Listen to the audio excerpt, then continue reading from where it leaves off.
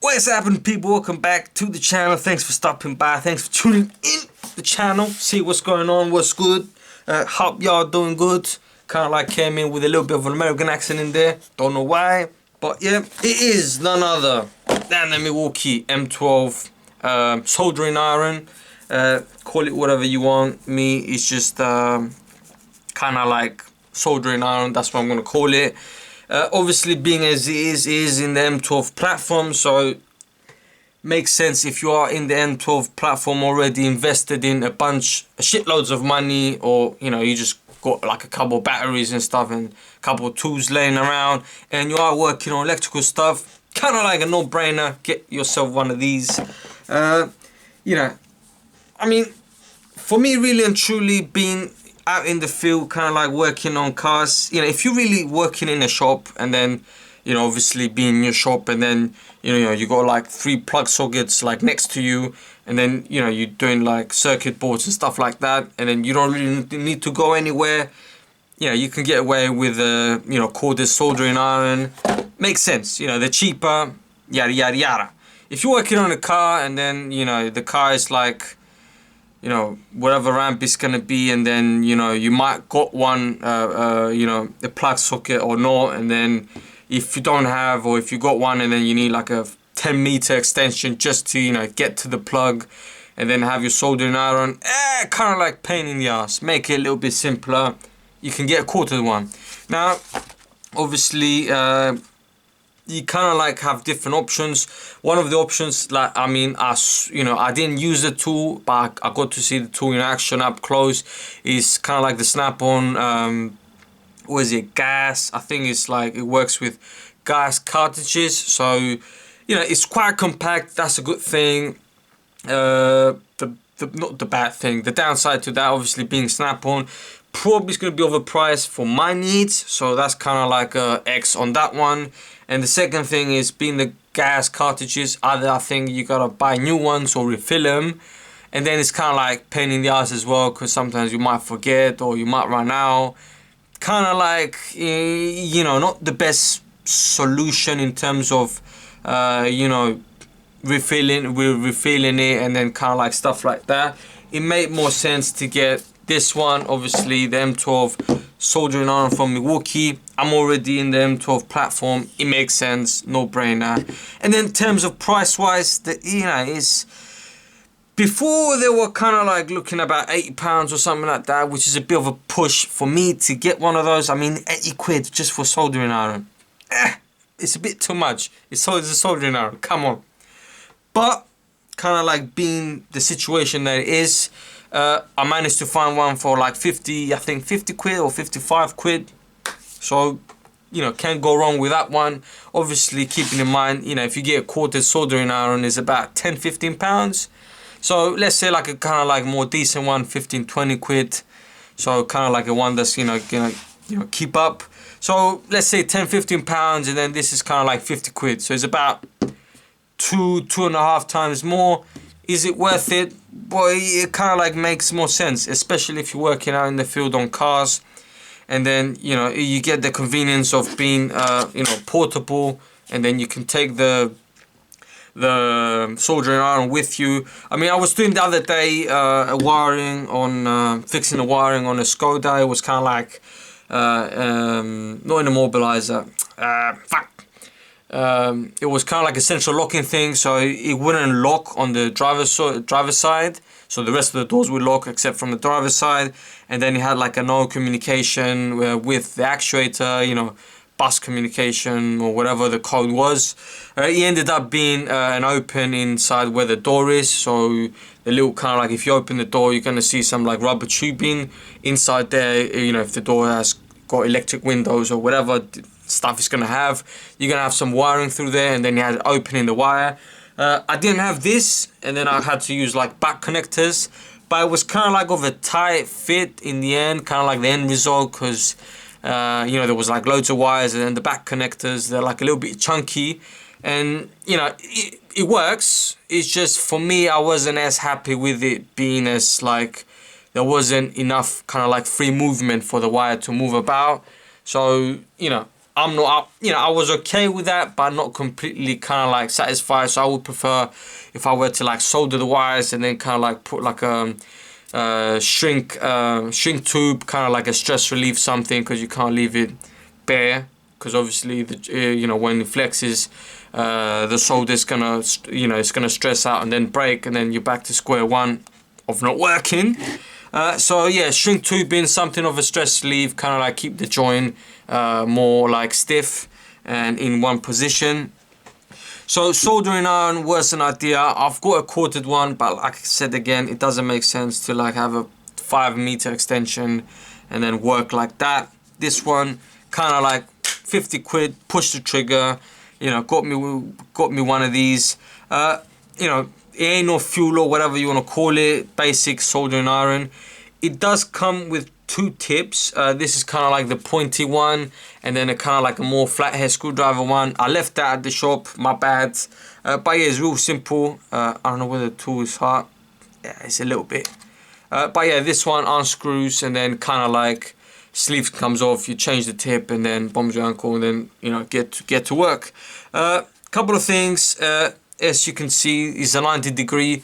But yeah, it's got like a little push detent button over here with the lock. You know, I don't know if you can see that.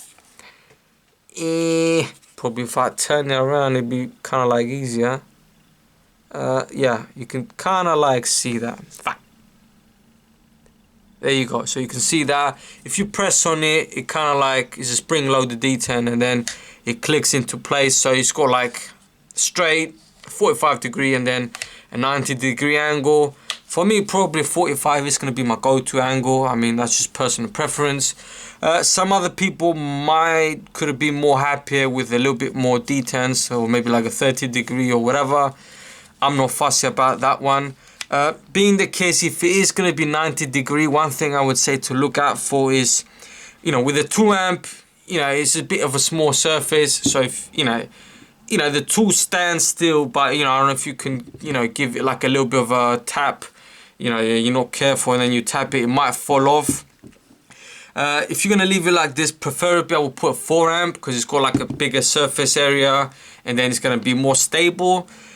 You know, just kind of like throwing it out there. Some people, you know, might have it like this, and then you obviously tip it, and then, you know, this one, you know, I don't know, attaches somewhere, then you burn stuff and you damage stuff, and then, you know, adds to the cost of repair. So, you know, just letting you people know out there. In terms of what the, you know, marketing says, you know, 2-amp goes for 60 minutes or whatever, yada yada yada. For me, I'm not really interested in that. What I would say is a soldering iron. It gets the job done. That's really what it matters. Some features that I do like about this, which is quite clever. Obviously, you know, the change of the head, so the detent, that's nice. The molded kind of like, I don't know what you call this structure over here on top of the head. So when you lay the tool, it doesn't lay with the tip touching the ground or whatever you have over there. So there is, you know, like a space so you can put, so it doesn't touch basically anything to burn it. Each way you put it doesn't matter. So that's a good thing. Another nice thing is when you turn it on, you got the LED, so you can see what the hell you're doing, and then you don't burn other wires. Another feature that I would, for me, it's a nice feature. I like this. Some people, it might not bother them. You know, with the coated soldering irons, you know, you turn it off, and then you probably might touch it to the sponge to see if it still burns. If it burns, that means it's hot. If it doesn't burn, the sponge, then it's kind of like it's cooled down enough. With this one, you get like a red LED over here telling you like, yo, the tip is still hot, so don't touch it or don't put the tool away. And then obviously when you turn it on, you got your fuel gauge, and then the green light that's flashing, that's saying it's like it's still warming up. You know, the tool warms up in, I don't know, like 10, 15, 20, 30 seconds. You know, I'm not gonna, you know, time that, like, because for me it doesn't make much of a difference. If it's 20 seconds, it's 20 seconds. You know, what's the difference? By the time you think about something else, you know, it's already warm. I mean, look, it's already warm. Showing green, that means the tip is hot enough to, you know, solder. I did play around with this a little bit, kind of like at work while it was quiet, soldered a few wires here and there, just to like get, you know, a feel for it. In terms of like longevity, I don't know how long it's gonna last. Obviously, if you maintain your tools and, you know, you look after your tools are gonna look after you. So, you know, if you don't just chuck it around or whatever, then probably it's gonna last a long time. I mean, it is a soldering iron, so pretty much it's kind of like, you know, a circuit board in there with some, you know, different type of resistors, adjustable resistors, and then temperature sensors to obviously, you know, keep the head warm at a certain temperature, and then, you know, something like that. Don't want to go really crazy in that. Overall, you know, I mean, obviously you're gonna have the basic stuff over here, instructions and, you know, different marketing stuff. Obviously 3-year warranty. Don't forget to register the tool. You don't want to do that like I did some of my tools. You know, they're not died on me yet, but it's kind of like feels better when the tool is warranty, just in case. Overall, you know, I mean, 50 quid, man. I mean, you know, 80 bag, man. 50 quid, 80 bag for soldering iron. You know, getting into more wiring stuff. So, you know, it was about time I needed one of these.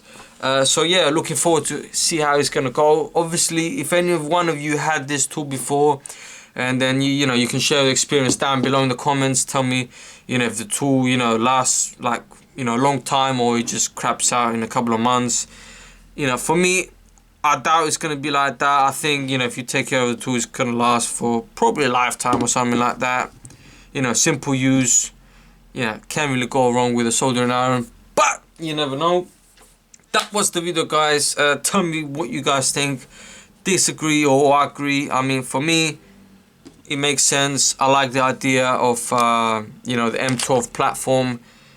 You know, it just, you know, if you're soldering, the tool dies, you just grab another battery and go on. Whether with the gas cartridges, if you know, if you run out, you're kind of like fucked. With this one, you know, if you run out of batteries, you can always put it to charge for like 10-15 minutes and then, you know, get to work again. Whether with a, you know, with the gas cartridges, if the shop is closed or whatever, if it's late 2 AM and then you can't, everything is closed down, then you're kind of like fucked. But anyway, that was the video, guys. Let me know what you think about it in the comments down below. Again, anyone who has the tool before, you know, if you got any thoughts on this in terms of practicality of the use, practicality and use of the tool out in the field, please by all means leave it down in the comment section below. And thank you for watching. I'll see ya in the next one. Peace.